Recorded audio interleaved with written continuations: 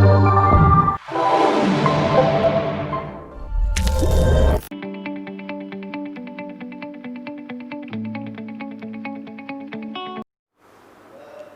वालेकुम dear students, lecture number 3 first year का आगाज़ कर रहे हैं। इससे पहले आप लोग लेवल ऑफ ऑर्गेनाइजेशन पढ़ चुके हैं up to the individual level, whole organism level. Biologist जो होते हैं जब स्टडी कर रहे होते हैं तो स्टडी करते हुए इससे ऊपर वाले लेवल को भी डिस्कस करते हैं, जिसमें हमारे पास क्या है, पॉपुलेशन लेवल है, कम्युनिटी लेवल है।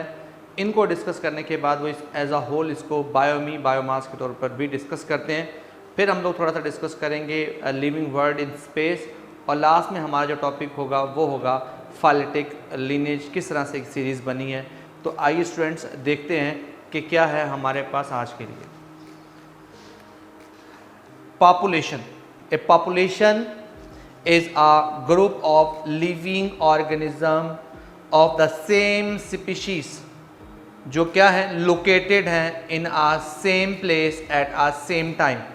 याद रखिएगा, मखसूस सेम टाइम में सेम प्लेस पर नंबर ऑफ स्पीशीज जो होंगे वो वहाँ की पॉपुलेशन कहलाएंगे। For example number of rats in a rice field या फील्ड ऑफ राइस, जो हमारे पास चावल का खेत है वहाँ पर चूहों की तादाद, the number of student in your biology class and human population in a city, ये सब क्या है, पॉपुलेशन की एग्जाम्पल है।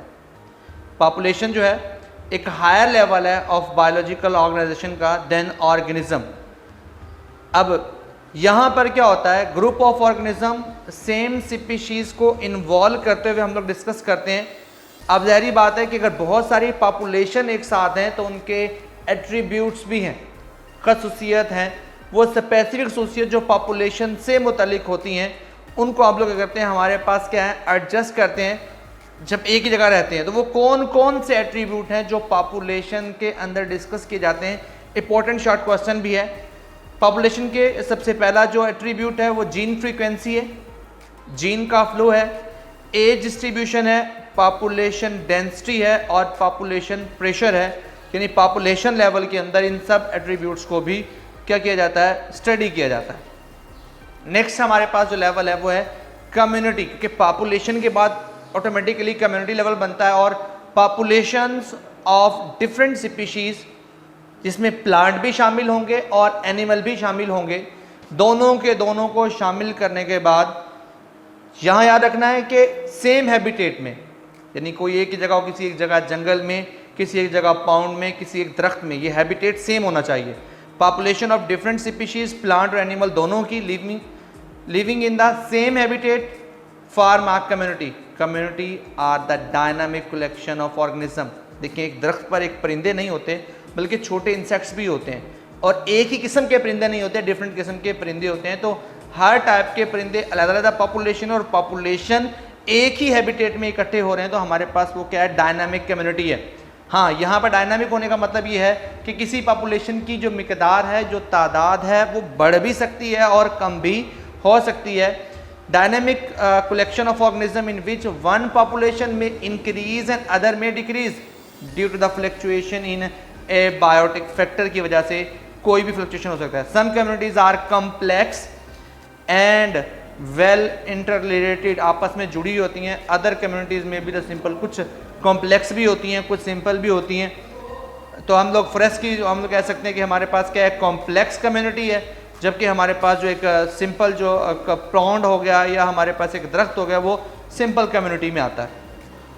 हम कहते हैं हमारे पास in a simple community any change can have drastic and long lasting effect. एक छोटा सा चेंज एक बहुत बड़ा जो है वो अफेक्ट कर सकता है पॉपुलेशन कम्युनिटीज़ की लाइफ में।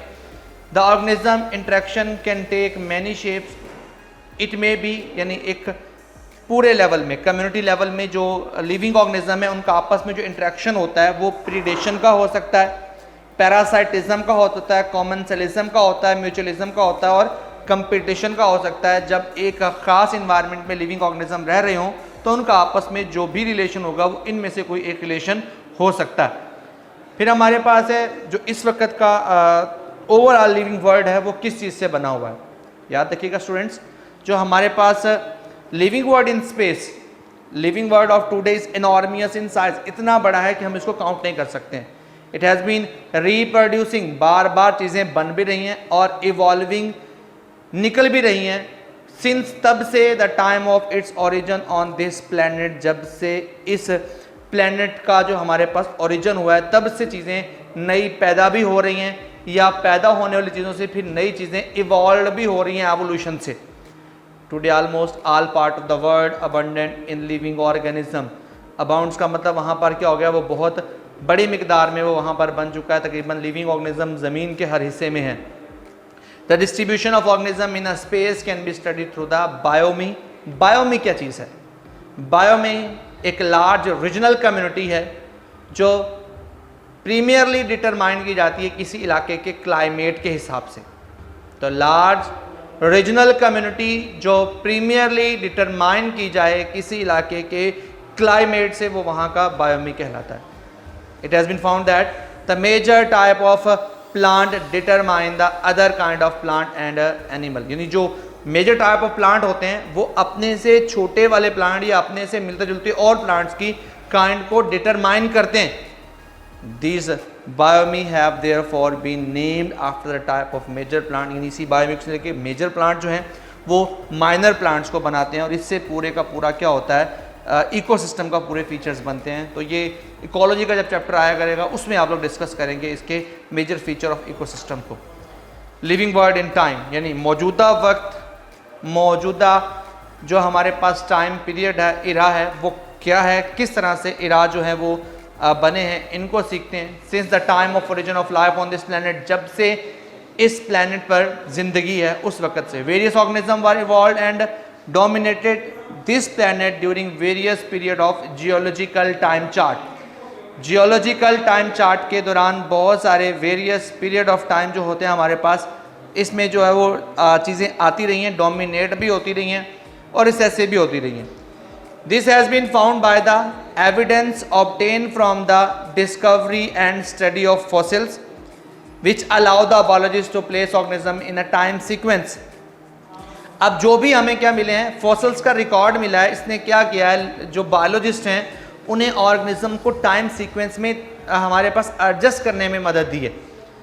ए जियोलॉजिकल टाइम पास, जैसे जैसे वक्त गुजरता जाता है वैसे वैसे जियोलॉजिकल टाइम पासेस, जैसे जैसे टाइम गुजरता रहता है, new layer of sediment and let downs, Aahista Aahista layers बनती जाती हैं, पुरानी लेयर्स नीचे आती जाती हैं, नई लेयर्स जो होती हैं वो ऊपर आती जाती हैं। The older organism should be in deeper layer, नीचे आते जाते हैं, provide the sequence of the layer has not been disturb नहीं होते हैं, नीचे वाले डिस्टर्ब नहीं होते हैं, ऊपर उसके नए आ जाते हैं, फिर उससे ऊपर नए आ जाते हैं। In addition it is possible, इससे हमें क्या पता चला है कि हम लोग date, age, rock of comparing the amount of certain radioactive isotope, they contain the older sediment layers have less of these specific radioactive isotopes। ऐसे क्या मतलब है, जो पुराने होंगे उनकी रेडियोएक्टिविटी काफ़ी सारा ज़ाय हो चुकी होगी, जो नए होंगे उनकी रेडियोएक्टिविटी थोड़ी सी कम होगी। रेडियो एक्टिविटी की इस प्रेजेंसी की वजह से, इस मौजूदगी की वजह से, जिसमें रेडियो एक्टिविटी ख़त्म हो चुकी होगी, इसका मतलब वो ओल्डर लेयर है, जिसमें भी रेडियो एक्टिविटी मौजूद होगी इसका मतलब क्या है, वो लेटेस्ट लेयर है। तो हम लोग कहते हैं कि रेडियो एक्टिविटी को चेक करने के बाद क्या कर सकते हैं, हम लोग चेक कर पाते हैं कि ये कितना पुराना है। इन सारे फॉसिल्स रिकॉर्ड की रेडियो एक्टिविटी से हमें इनकी एज का पता चल सकता है, हमें डेट का पता चलता है कि कौन सा किस टाइम का है।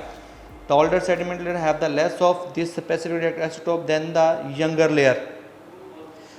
The comparison of this layer give an indication, हमें निशान देती है of the relative age of the fossils found in the rocks. पहाड़ियों में, चट्टानों में मिलने वाले जो हमारे पास फॉसिल्स हैं उनकी एक दूसरे के हिसाब से एज, कौन कितने मिलियन साल पुराना है, कौन कितने मिलियन साल उससे पहले है, कौन कितने मिलियन साल उससे पीछे है, वो सारा उसकी रेडियो एक्टिविटी या रेडियो एक्टिव आइसोटोप की मौजूदगी की बिना पर हम लोग क्या करते हैं, जस्टिफाई कर पाते हैं। Therefore the fossils found in the same layer, इसका मतलब क्या है कि वो एक ही टाइम पीरियड में एक ही जगह पर जिंदा थे, तो हम कहते हैं उनकी life during the same geological time period. एक टाइम पीरियड चार्ट होता किस तरह का है, आइए आपको वो दिखाते हैं एक टाइम चार्ट किस तरह का होता है। जी स्टूडेंट देखिएगा, fossil record of plant and animal show in the geological time chart में। अब इरा एंड टाइम पीरियड दिखाया गया, आप गौर से देखेंगे तो अगर आप गौर से देखें तो आपको लगता है इसमें लेयर्स बनी हुई हैं। सबसे पहली है सीनोजोइक इरा की, फिर में क्वार्टरनरी टर्शियरी इरा जो 70 मिलियन ईयर्स का। उसके बाद है मेसोजोइक इरा जिसमें हमारे पास डिफरेंट लेवल हैं। क्रिटेशियस हमारे पास इरा है, जुरासिक टाइम पीरियड है, ट्रायसिक टाइम पीरियड है। उसके बाद है पैलोजोइक इरा, इसमें प्रीमियम है, कार्बोनिफेरस है, डेवोनियन है, सोलेरियन है, ऑर्बिडियन है और कार्बनियन। सबसे पहला और सबसे ओल्डेस्ट जो है वो क्या है, प्रोटीरोजोइक इरा है जो 2000 मिलियन ईयर्स ओल्ड है। अगर हम लोग इस टाइम चार्ट को डाउन से देखना स्टार्ट करें तो अबाउट हम लोग कहते हैं फर्स्ट लिविंग ऑर्गेनिज्म इस जमीन पर कितना है, 3000 मिलियन ईयर्स अगो था। फिर आहिस्ता आहिस्ता कहते हैं जी एवोल्यूशन आया, तो हमारे पास प्रोटीरोजोइक इरा का जो हमारे पास है वो टाइम पीरियड तक आप देख लें कि 1000 मिलियन ईयर्स का रिकॉर्ड नहीं है। क्यों नहीं है? कहते हैं जिस वक्त हो सकता है कि लिविंग ऑर्गेनिज्म सॉफ्ट बॉडी होंगे और उनके फॉसिल रिकॉर्ड बिल्कुल ही खत्म हो गया, उनका फॉसिल रिकॉर्ड मिल ही नहीं रहा, इसलिए वो कहते हैं इस टाइम पीरियड में लिविंग ऑर्गेनिज्म का पता नहीं है। फिर आहिस्ता आहिस्ता प्रोटीरोजोइक इरा के बाद जो हमारे पास पैलोजोइक इरा आता है, प्रीमियन, कार्बोनिफेरस, डिवोनियन, ये सारे हमारे पास टाइम पीरियड हैं। तो स्टूडेंट्स आपने इन टाइम पीरियड के मिलियन ईयर्स के हिसाब से याद रखना है और ये लेयर्स तरतीब से बताई गई हैं किस एज में कौन से लिविंग ऑर्गेनिज्म आए हैं। एम्फीबियंस कब आए हैं, रेप्टाइल्स कब आए हैं, बर्ड्स कब आए हैं और मैमल्स कब आए हैं। इन सब का जो पूरा टाइम पीरियड है जियोलॉजिकल टाइम चार्ट में बताया गया। तो आपने थोड़ा बहुत इनके बारे में सुना होगा। जुरासिक जो है वो ट्रायसिक है, इसकी जो हमारी स्टडी है वो बहुत सारी है। और अब हम लोग जो लेटेस्ट स्टडी कर रहे हैं वो सारी की सारी हम जो सेनोजोइक इरा है इसके अंदर डिस्कस कर रहे हैं। इरा एक टाइम पीरियड और एक ज़माने को बोला जाता है। इसके बाद अगर हम लोग सारे सिस्टम को समझने की कोशिश करते हैं तो हम लोग बैकवर्ड जाते हैं, तो एक लिनेज बनता है, एक लिंकेज बनता है लिविंग ऑर्गेनिजम्स के बीच। हम कहते हैं कि उसी को बोलते हैं फाइलेटिक लिनेज। तो जी लेक्स हमारे पास है phyletic lineage. When we look at the biodiversity, the number and variety of the species in a place is called biodiversity. हम क्या फाइंड आउट करते हैं कि तकरीबन 25 लाख स्पीशीज़ हैं ऑर्गेनिजम्स की जिनके बारे में जो साइंस है वो जानती है। अब उस 25 लाख में से इंसेक्ट जो हैं वो 53.1% है। उसके अलावा वेस्कुलर प्लांट की जो स्पीशीज़ हैं वो 17.6% है। एनिमल जिनमें जस्ट इंसेक्ट हैं वो 19.9% हैं। Fungi, algae, protozoa and various prokaryote सब मिलकर कितने हैं, 9.4% हैं। ये हमारे पास ओवरऑल स्पीशीज़ की जो हमारे पास तादाद है।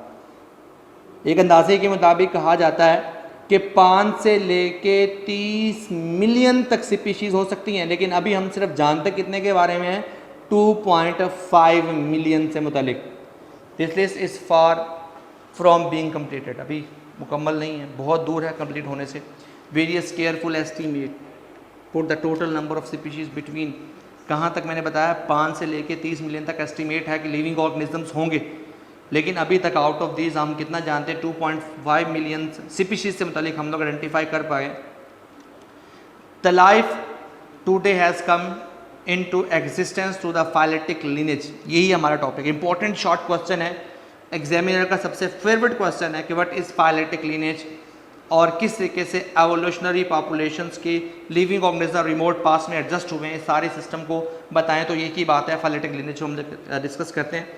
Phyletic lineage is an unbroken series. देखिए अगर आप जानदारों को तरतीब से लगाते हैं तो उसमें एक बैकवर्ड सीरीज बनती है, एक सीक्वेंस बनता है। हम कहते हैं अनब्रोकन सीरीज ऑफ स्पीशीज़ के दरमियान ऐसा रिलेशन, ऐसा सीरीज जो टूटता हो ना, दरमियान से टूटा हुआ ना हो।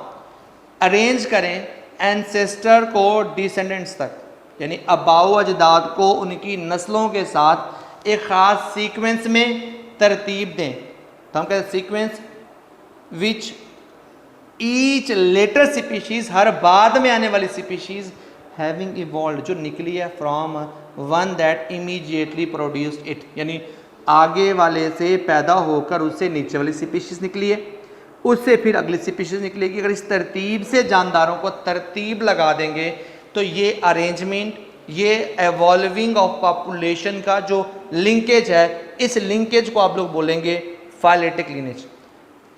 तो क्या डेफिनेशन बनी, a phyletic lineage is an unbroken series of species arranged in ancestor to descendants sequence with each later species having evolved from one that immediately produced it.